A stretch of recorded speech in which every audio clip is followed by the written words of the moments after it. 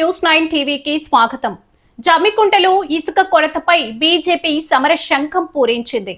సామాన్యుడి సొంతింటి కలపై అభివృద్ధి పనులపై ఇసుక కరువు తీవ్ర ప్రభావం చూపుతుంది. వెంటనే మండలంలో ఇసుక రీచ్ ఏర్పాటు చేయాలంటూ స్థానిక తహసీల్దార్కు బీజేపీ శ్రేణులు నేడు వినతి పత్రం అందజేశారు.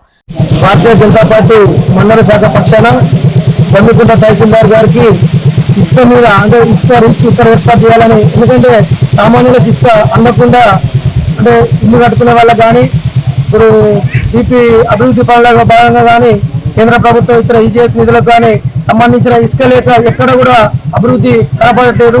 కాబట్టి సామాన్యులకు ఇసుక అందుబాటులో ఉండాలంటే మన జంగంపల్లి కోరకాల నుంచి రావడానికి చాలా అంటే సామాన్యులపై భారం పడుతుంది. కనుక మన మన ప్రాంతంలో అటువంటి విలాసాలు కానీ తనువుల కానీ మరణాలు కానీ నగరం కానీ ఈ విధంగా మనకు మానేరు మనం పక్కనే ఉన్నా కూడా మనకి ఇలా ఒక్కొక్కటి కొనాలంటే 7,000-8,000 రూపాయలు పడుతుంది. అది కూడా అంతో కొంత తెలిసిన వాళ్ళకైతేనే ఆ ఇసుక పోస్తులు మామూలు సామాన్యుల కోసం తిరగాలంటే 10,000 పెట్టిన ఇసుక అందుబాటులో లేదు. కనుక వాళ్ళకు కనీసం లాట్రిన్ బాత్రూమ్ కట్టుకోవాలంటే కూడా దొరకట్లేదు. కనుక మేము ఒక ప్రభుత్వాన్ని డిమాండ్ చేసేది ఏంటంటే ఎక్కడో ఇచ్చి మా మీద 1,500 వెయ్యికి వచ్చే ఇసుకను 3,000-4,000 రూపాయలు అది కూడా బుక్ కావట్లేదు. కనుక మా జమ్మికుంట మండలానికి ఇసుక క్వారీ ఏర్పాటు చేయాలని మేము ప్రభుత్వాన్ని డిమాండ్ చేస్తున్నాం.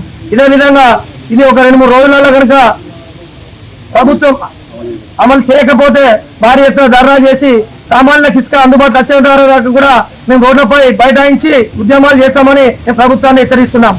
భారత్ మాతాకి జై! భారత్ మాతాకి జై! ప్రభుత్వ అభివృద్ధి పనులతో పాటు సామాన్య ప్రజల గృహ నిర్మాణాలకు ఇసుక దొరక్క జనం తీవ్ర ఇబ్బందులు పడుతున్నారని బీజేపీ మండల అధ్యక్షుడు రమేష్ యాదవ్ ఆగ్రహం వ్యక్తం చేశారు.